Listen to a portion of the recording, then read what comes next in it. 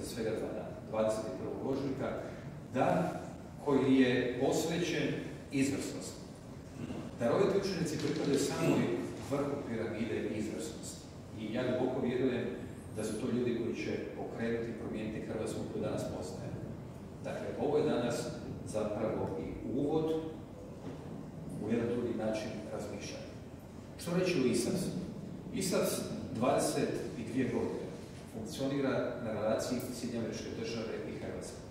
ISAF je organizacija koja do sada u svom radu okupila oko 5500 sudionika, negdje oko 600 pozvanih predavača.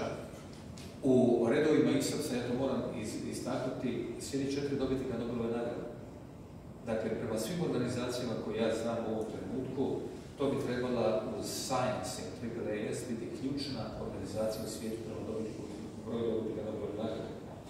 Tijekom ovogodišnjeg kongresa 4 dobitnika Nobelove nagrade, od koji nikada nisu bili u Hrvatskoj, uključujući Paul Modrića sa Duke-a, Alan Hershka, Adu Jonaka, Robert Hubera, dolaze i više zajedno s nama i niz kandidata za Nobela u 2019.